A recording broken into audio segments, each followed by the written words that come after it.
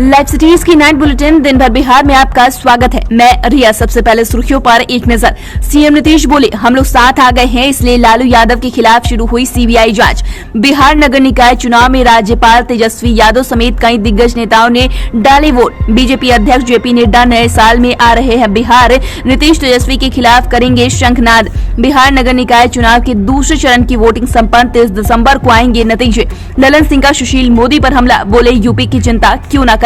नीतीश तेजस्वी की शिकायत लेकर अमित शाह के पास पहुंचे चिराग पासवान, राष्ट्रपति शासन लगाने की कर दी मांग।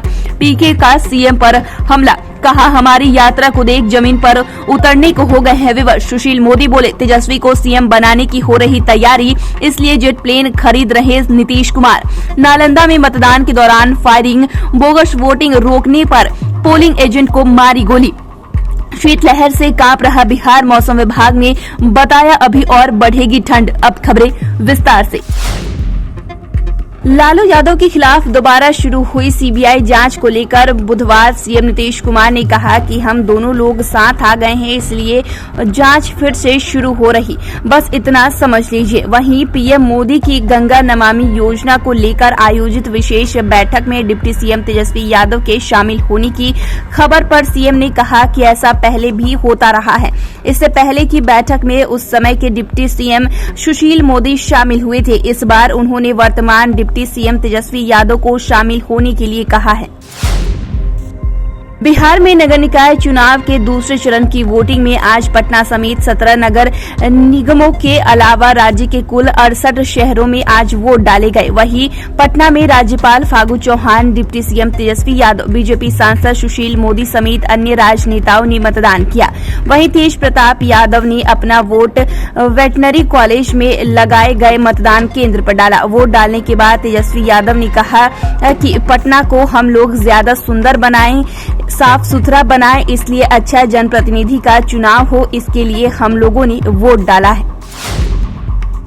2024 लोकसभा चुनाव को लेकर जहां बीजेपी ने तैयारियां शुरू कर दी है, वहीं 3 जनवरी को बीजेपी के राष्ट्रीय अध्यक्ष जेपी नड्डा बिहार आ रहे हैं, जिसको लेकर के पार्टी ने जोरदार तैयारी में जुट गई है। बताया जा रहा है कि जेपी नड्डा वैशाली से सीएम नीतीश कुमार और तेजस्वी यादव के खिलाफ चुनावी शंखनाद करेंगे। जेपी नड्डा अपने दौरे के दौरान बिहार भाजपा के नेताओं के साथ बैठक भी करेंगे और आने वाले समय के लिए पार्टी की जड़ों को बिहार में सशक्त करने पर मंथन करेंगे। बिहार नगर निगम चुनाव के दूसरे चरण में 17 नगर निगमों सहित 68 शहरों में बुधवार को मतदान हुआ।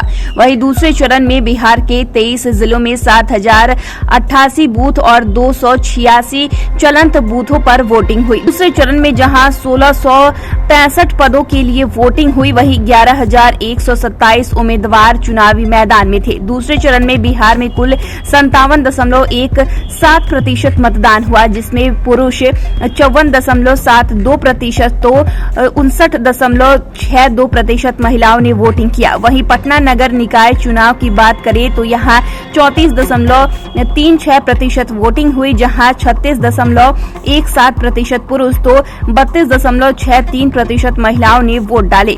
बता दें कि दूसरे चरण के लिए हुई इस वोटिंग का नतीजा 30 दिसंबर को आएगा।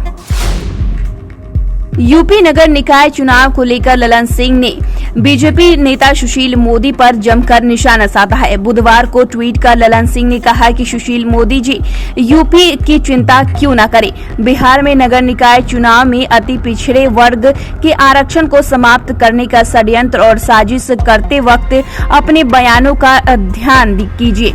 उन्होंने कहा कि सर्वोच्च न्यायालय गए बिना नीतीश कुमार समय पर अति पिछड़े वर्ग के आरक्षण व्यवस्था के साथ चुनाव संपन्न करवा रहे हैं, जबकि अति पिछड़ा आरक्षण समाप्त करवाने और चुनाव रुकवाने के लिए बीजेपी ने सर्वोच्च न्यायालय का दरवाजा तक खटखटाने की साजिश रची, लेकिन असफल रहे। बता दें कि ललन सिंह द्वारा बीजेपी को आरक्षण विरोधी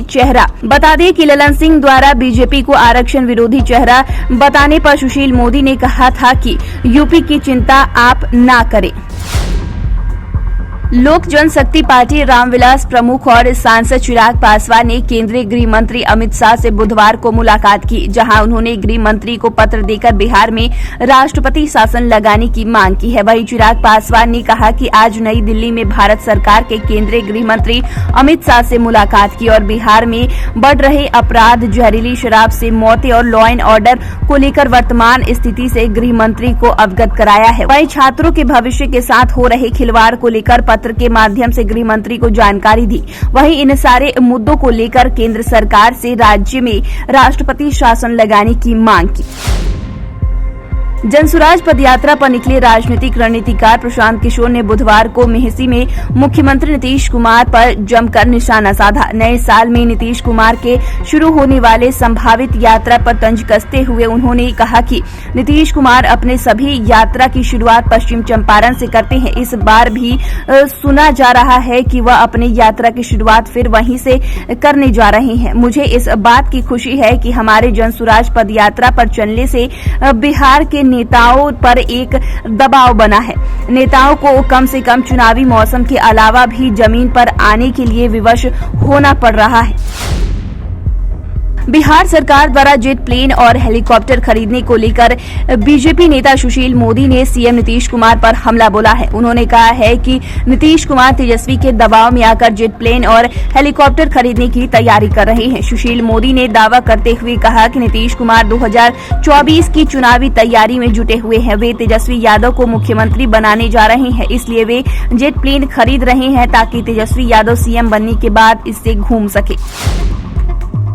बिहार नगर निकाय चुनाव के दूसरे चरण की वोटिंग के दौरान बिहार शरीफ में बोगस वोटिंग रोकने पर पोलिंग एजेंट को बदमाशों ने गोली मार दी। घटना बिहार शरीफ नगर निगम के वार्ड संख्या 14 के मिर्दाद मोहल्ले में बूथ संख्या 14/4 पर हुई। बताया जाता है कि बूथ पर बोगस वोटिंग होता देख पोलिंग एजेंट ने उसे रोकने का प्रयास किया। इस बीच मोहल्ले के ही एक युवक ने राइफल से उस पर गोली चला दी। गोली युवक के पेट में लगी। जख्मी हालत में उसे इलाज के लिए सदर अस्पताल लाया गया, जहां प्राथमिक उपचार के बाद हायर सेंटर रेफर कर दिया गया है।